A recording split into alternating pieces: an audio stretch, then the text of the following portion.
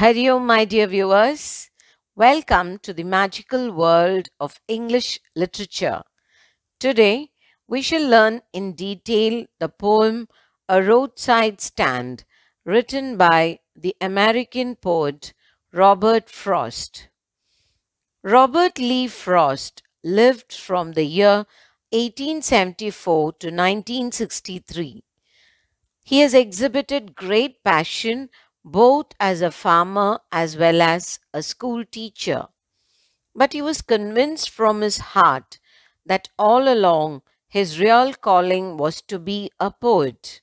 Therefore, it must have been gratifying to Frost when he found that at the end of his career, he was one of the most prolific, well known, and significant poets in all of American history. Frost is highly regarded for his realistic depictions of rural life and his command over American colloquial speech. His simple style of writing and constant reference to nature gave a unique touch to his poems. His work frequently employed settings from rural life in New England in the 20th century, and he used this as a base from which to examine the complex social and philosophical aspects of life.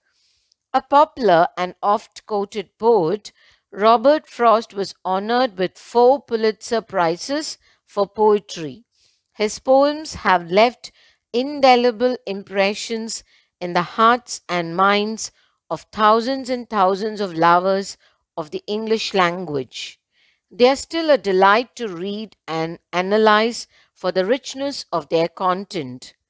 In the poem A Roadside Stand that we are going to study today, Frost addresses one of his favorite topics, that is, a strong defense of the rural population who Frost is convinced is soon going to be overrun and obliterated, that is, completely wiped out by the urban city dwellers. Before we learn the details of the poem, let me read the poem for you. Here goes the poem. A Roadside Stand. The little old house was out with a little new shed. In front, at the edge of the road where the traffic sped, a roadside stand that too pathetically pled. It would not be fair to save for a dole of bread, but for some of the money, the cash, whose flow supports the flower of cities from sinking and withering faint. The polished traffic passed with a mind ahead, or if ever aside a moment, then out of sorts at having the landscape marred with the artless paint of signs that with N turned wrong and S turned wrong, offered for sale wild berries in wooden quarts or crook-necked golden squash with silver warts, or beauty rest in a beautiful mountain scene. You have the money, but if you want to be mean, why keep your money this crossly and go along? The hurt to the scenery wouldn't be my complaint so much as the trusting sorrow of what is unsaid. Here, far from the city, we make our roadside stand and ask for some city money to feel in hand, to try if it will not make our being expand and give us the life of the moving pictures promise that the party in power is said to be keeping from us.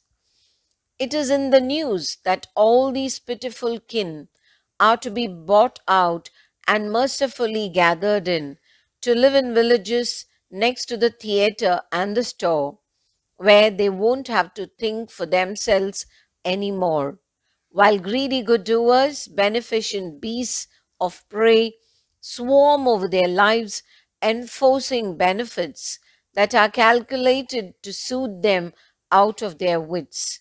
And by teaching them how to sleep, they sleep all day, destroy their sleeping at night the ancient way. Sometimes I feel myself I can hardly bear the thought of so much childish longing in vain. The sadness that lurks near the open window there, that waits all day in almost open prayer for the squeal of brakes, the sound of a stopping car, of all the thousand selfish cars that pass, just one to inquire what a farmer's prices are, and one did stop, but only to plough up grass in using the yard to back and turn around, and another to ask the way to where it was bound, and another to ask could they sell it a gallon of gas. They couldn't, this crossly. They had none, didn't it see? No, in country money, the country scale of gain, the requisite lift of spirit has never been found. Or so the voice of the country seems to complain. I can't help owning the great relief it would be to put these people at one stroke out of their pain. And then next day, as I come back into the scene, I wonder how I should like you to come to me and offer to put me gently out of my pain. Now, before we go into the details of the poem, let's understand the thematic richness of the poem, okay? The rapid urbanization of cities disheartens the ardent nature lover in Robert Frost. The glaring fact that cities are gradually encroaching upon all the rural areas of his nation makes the poet very unhappy. The poor, humble, unsophisticated, the not so impressive roadside stand is depicted in the poem against the backdrop of a beautiful landscape. Once upon a time, the farming population was wealthy, prosperous, and contented. Now, when the cities begin to grow, the farmers find themselves much, much poorer than what they were before. All the wealth is to be found in the cities. Frost is obviously very upset about this diminishing wealth among the farmers. He empathizes with the farmers who struggle to make both ends meet. In the poem, A Roadside Stand, Frost makes a comparative study between the city dwellers and the poor farmers who hail from villages. He brings to light the ever-widening gulf between the haves and the have-nots, the sad but harsh reality of how the rich find opportunities to become richer while the poor continue to wallow in their poverty-stricken, miserable plight. Then Frost compares the sophistication and careless attitude demonstrated by the city dwellers with the unrefined simplicity and gullibility of the village folk. Frost is deeply hurt at the sensitivity of the villagers in dire contrast to the insensitive, merciless, compassionless, uncharitable, and stony-hearted nature of the city dwellers that play a dominant role in the lives of the poor farmers. Let's now take a look at the line-by-line explanation of the poem, okay? Lines 1 to 4. The poet gives us a detailed description of a small shed or a shop that has been put up by a poor farmer who owns a humble dwelling at the edge of a highway where we have the continuous flow of traffic. The simplicity of the shop and its owner is in sharp contrast to the sophistication, arrogance, and callous attitude of the people inside the speeding vehicles on the road.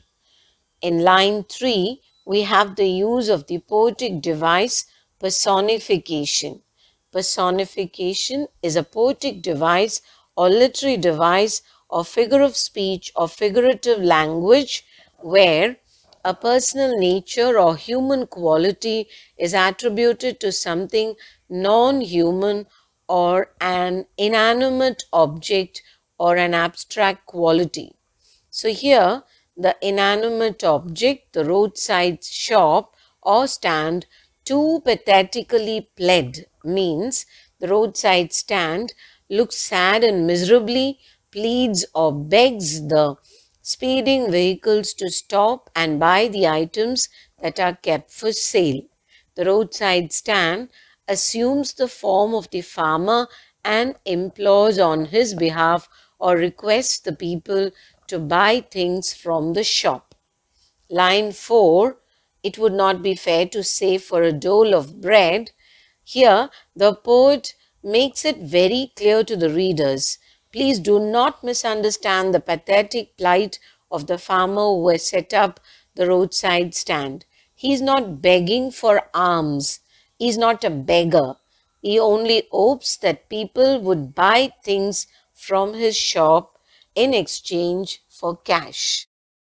Moving on to lines 5 and 6. The farmer only hopes that the items he has kept for sale would be bought by the people inside the speeding vehicles. He wants to feel the cash in his hand.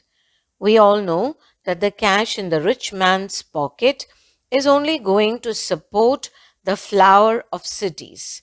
The expression, the flower of cities, refer to the ever-thriving malls and sophisticated shops that make the cities very prosperous and affluent.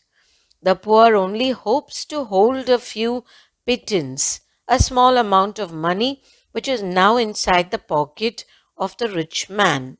The poor man hopes to make a living by selling the items in his unsophisticated shop.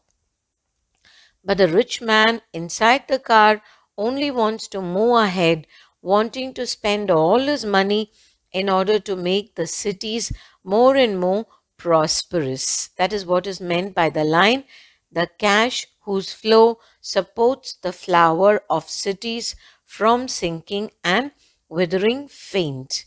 The rich man wants to support the city business and prevent the shops from any kind of business failure. The rich man's aim is only to support the shopkeepers in the huge malls. That's the harsh reality. The poor remain poorer while the rich find ways and means to become richer and richer.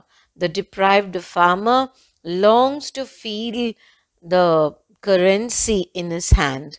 The currency, the circulation of which helps the city folks to flourish. The expression flowers of cities is a metaphor. Just as flowers are given extra care so that they don't wither, extra cash flow helps cities to flourish.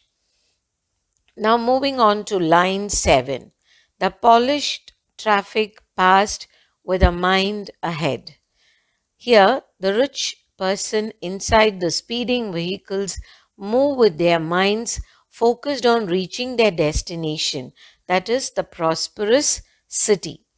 In the expression polished traffic, we have the use of the poetic device transferred epithet, wherein the adjective polished gets transferred to the traffic, that is people inside the car. Polished traffic brings before us the insensitive attitude and gentlemanly appearance of the city dwellers. They only appear to be polished, sophisticated, and refined from outside, but their hearts and minds refuse to understand the sufferings of the poor people. Now moving on to lines 8, 9, and 10. Or if aside a moment means if at all the speeding car stops for a moment, then out of sorts, that is to show irritation and anger at spoiling the beauty of the landscape.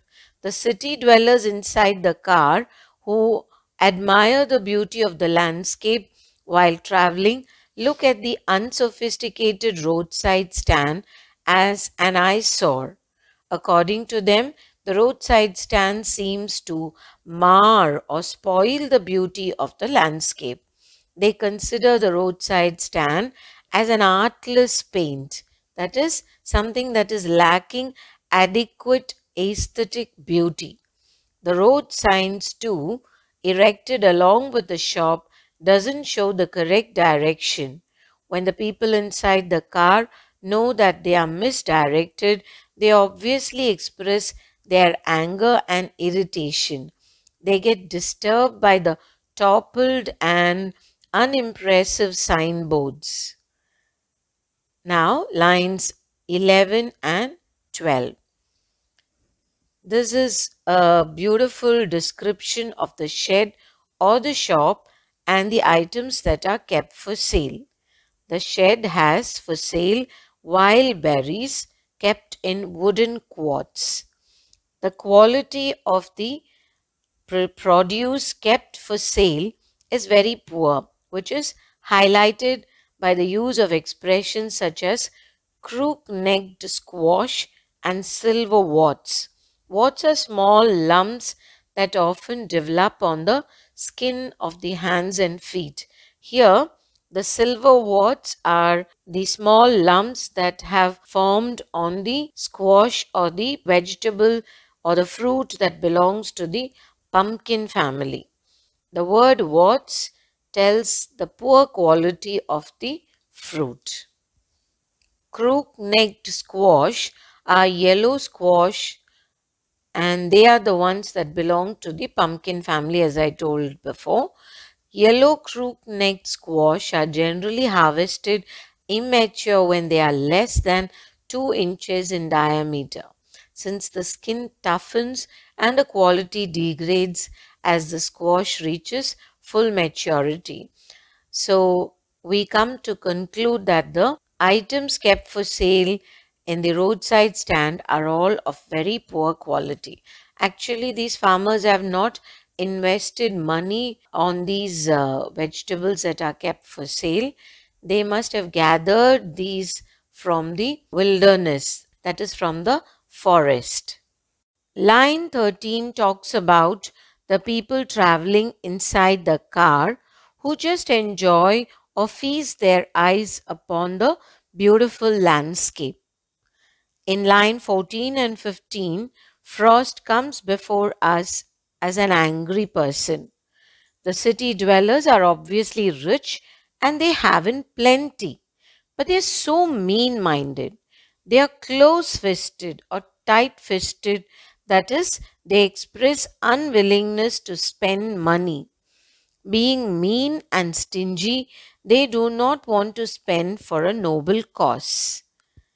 In line 15, the poet wonders why the rich city dweller inside the speeding vehicle is so annoyed and irritated and just ignores the pitiable condition of the poor farmer who has set up the roadside stand.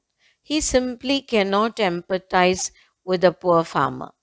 In line 16, the poet has nothing much to say about the rich city dweller who complains about the beauty of the landscape being spoiled by the unimpressive roadside stand. Line 17 and 18, so much as the trusting sorrow of what is unsaid. Here the poet is disturbed by the callous attitude of the city dweller. The poor farmers have set up the shed with the hope of attracting city folk to buy their produce kept for sale so that they can get an income and make their lives more comfortable.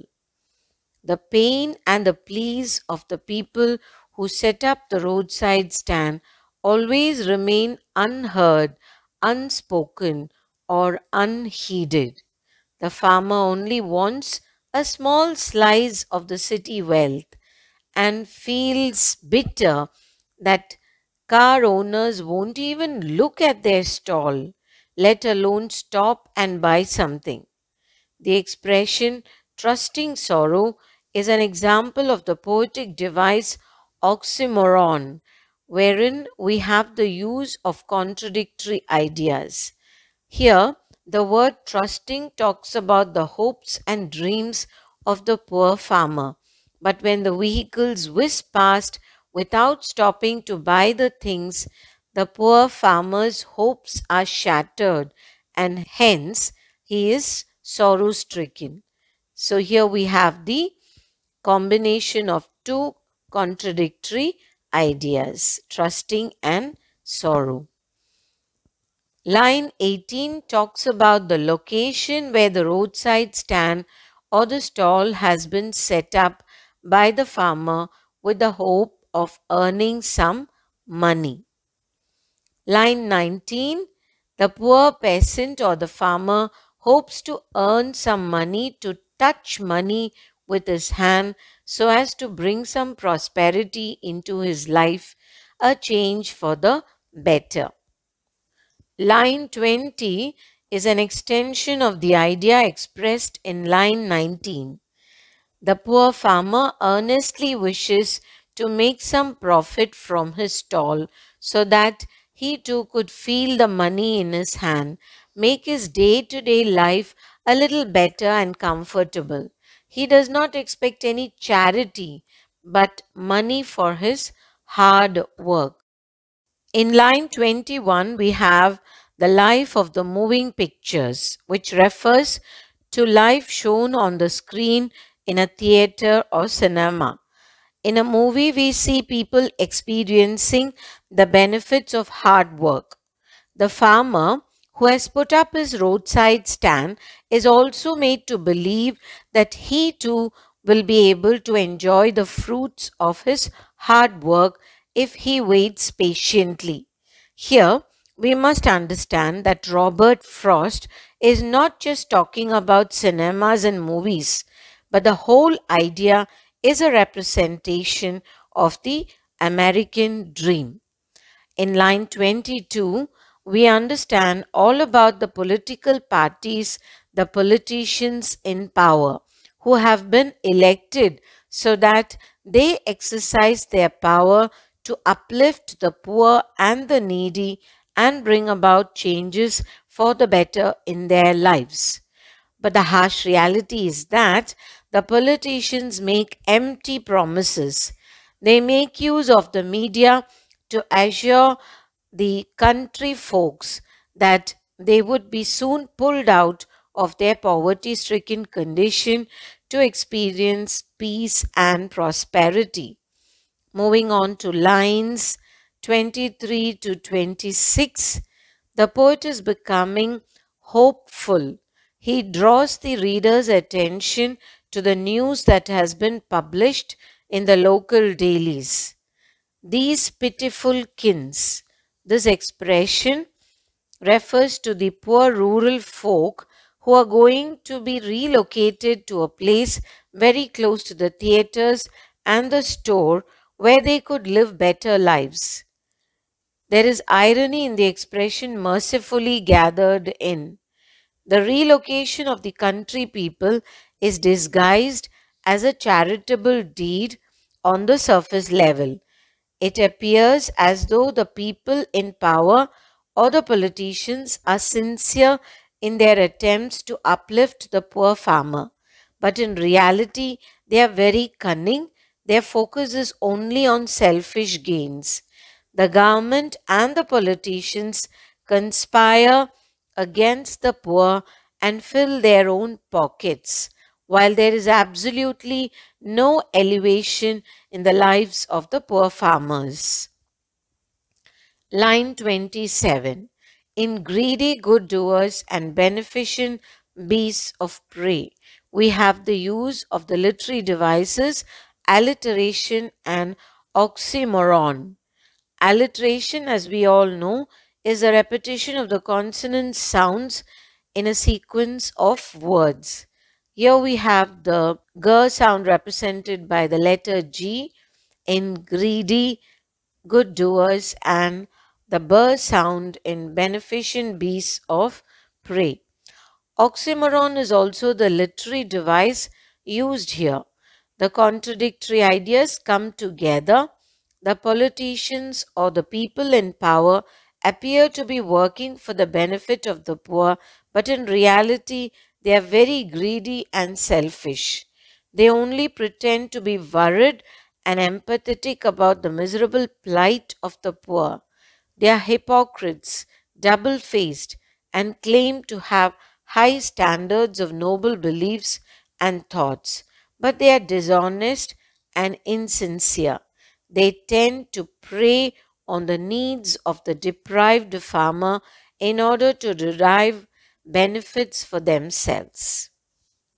Lines 27 and 28.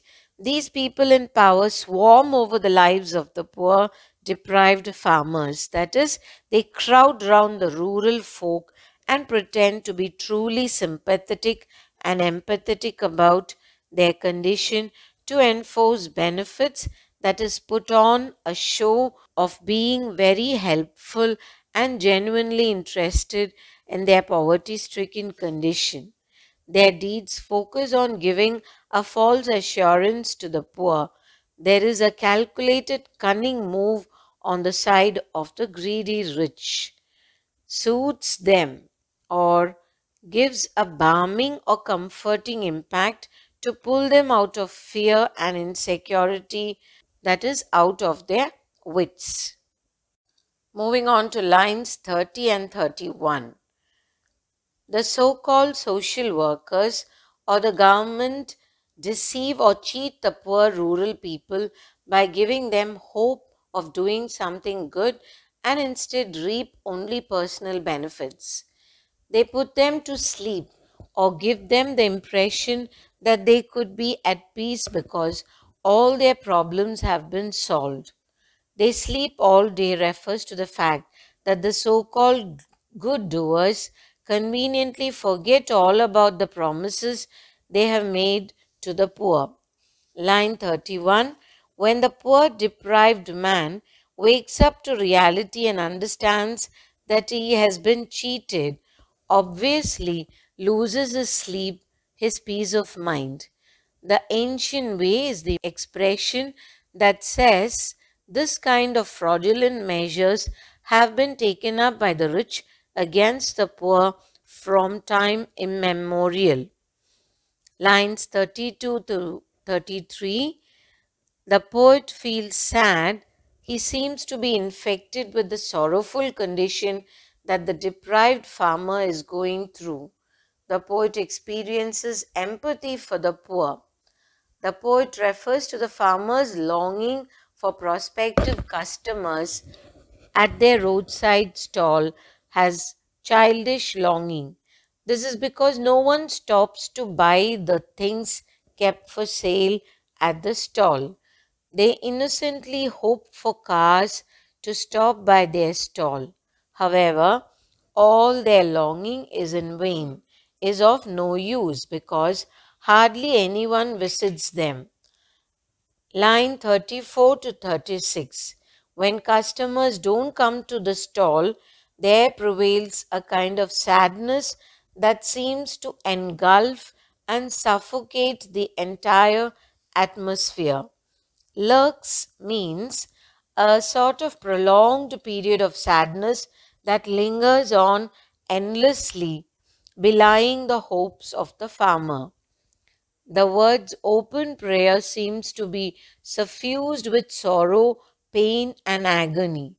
The farmer hopes against hope that he would be able to hear the squeal of brakes, that is, indicative of a stopping car. That sound would definitely fill the hearts of the farmer with fresh hopes. Here, the auditory image used with respect to the car seems to powerfully impact the longing experienced by the poor farmer. Line 37. Thousand selfish cars. The cars here are referred to as selfish because the people traveling in those cars are mean, self-centered, and have absolutely no concern for others. They ignore the poor villagers and are not moved by their misery. The poetic device used in this line is transferred epithet, where the selfishness of the people inside the car is so much that it seems to infect the car. The car apparently has become a symbol of selfishness that exudes from the hearts of the people traveling inside it. Line 38, one of the speeding vehicles did stop to kindle the hope of the farmer just to inquire the price of a few items kept at the roadside stall. The raising and falling of the farmer's hope happened at the same time. Lines 39 to 43 tells us about some of the cars that do stop near the roadside stand. Every time a car stops, the hopes of the villager rises, only to be dashed to the ground. When the car stops, it's usually to turn back into their yard and turn around, spoiling the level of the ground and pulling out some of the grass in the bargain. Sometimes the car stops to only inquire about the direction to their destination, and on some other occasions, the car stops to inquire whether some gallon of gas or petrol was available for sale at the roadside stall. This obviously would annoy or infuriate the farmer. The poet too is annoyed here. He is disturbed by the attitude of the city dwellers. Were they making fun of the poor villager who could not sell fuel for their vehicles? Yes, the irony lies in this glaring, bitter truth. What the city dweller wanted to buy is not kept for sale in the stall set up by the poor farmer, and whatever he has for sale in his roadside stall, the city dwellers are not willing to buy. In lines 44 to 46, Frost says that business for the poor farmer has never been as lucrative or profitable as it has been for the city dwellers.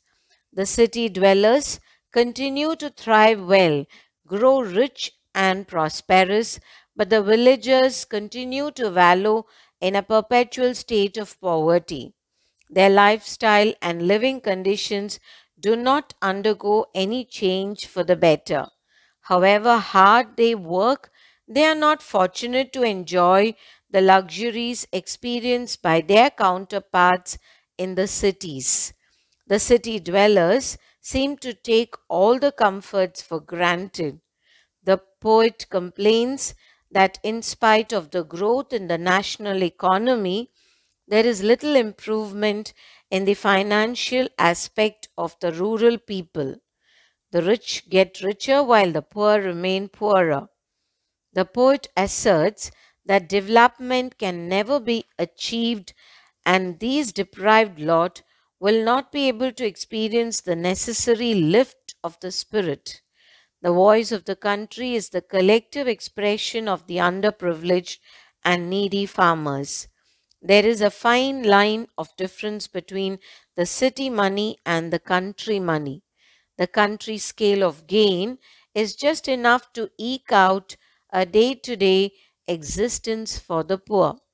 They earn just enough to meet their daily needs. This lack of abundance, in spite of hard work and childish longing, is what results in one voice as a grievance from the rural folk.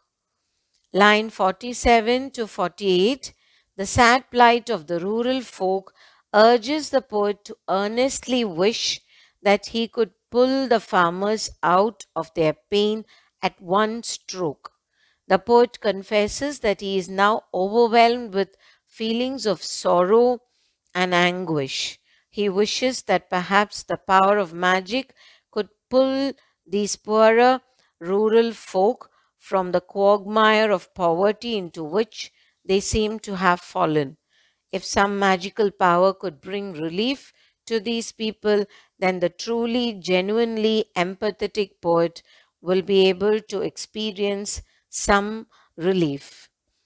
We have yet another interpretation for these lines. Lines 47 and 48 is a shocking revelation of a solution that Frost suggests, which can permanently pull these rural people from their pain and suffering, that is, to kill them. Here we refer to the concept of euthanasia or mercy killing. Let death embrace them and bestow peace upon them. It is for this reason Frost had originally titled this poem A Roadside Stand Euthanasia. Another interpretation also holds that Frost is talking about euthanasia symbolically. When cities flourish, they would eventually obliterate and cover up the rural areas and its people completely. In simple terms, the growth of cities and the death of villagers will go hand in hand. The cities will prevail and the city dwellers with it, while the rural population will fade into oblivion. Line 49. The next day, the poet looks at the whole situation from a totally different perspective. He acknowledges the fact that more logical and sensible thinking has enabled him to understand that no magical power can bring about a change for the better in the lives of these poor farmers. Lines 50 and 51, the poem ends on an optimistic note. The poet first tells us that he has now been infected with the trauma that the poor and the needy people go through because of the inability to find a way out of their miserable plight. Empathizing with these deprived lot, Frost finds himself in a very sorrowful, gloomy, depressed state. Then gradually he manages to gain control over his emotions and ends the poem with a line that spells loudly and clearly that he pins all his hopes on the future generation, who would certainly find a solution for the problems that confront a whole section of our society. In conclusion, the poem A Roadside Stand lays bare before us Robert Frost's lack of trust and wariness about city dwellers, the rich and the prosperous. He is sadly sure that they have no community feeling, selfish to the core, insensitive, and lack concern and compassion towards people who lead a life of hardships and struggle to earn their livelihood. According to Frost, the indifferent attitude of the city dwellers should definitely not be emulated by people in our society, especially the younger generation. And wherever such callousness exists, it should be nipped in the bud and not ignored, because if it is allowed to thrive, it would become a great menace for the peace and prosperity of a nation. Frost understands that distancing among human beings is the beginning of inhumanity. Inhumanity of man towards man is the worst kind of selfishness that could probably exist. There is a subtle and beautiful message in the poem. The poet wants us readers to introspect, to look within and identify ourselves with such feelings, become aware of our selfishness. If such feelings exist, we must try our best to cleanse ourselves, remove selfish thoughts from our mind. Only then can we hope to build a better future for ourselves as well as for others around us.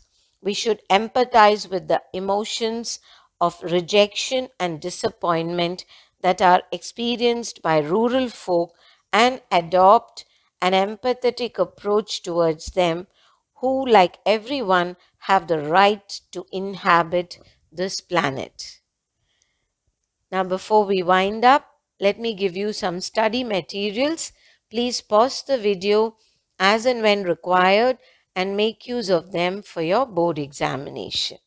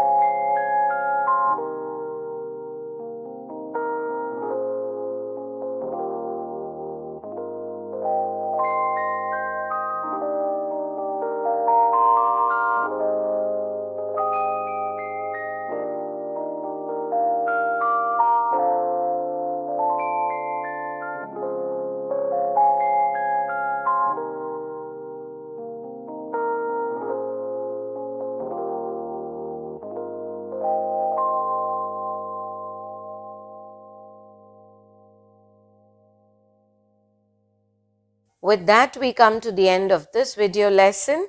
Hope you have gained a thorough understanding of the poem. Thank you very much, my dear viewers. Happy learning. Keep smiling. Hari Om.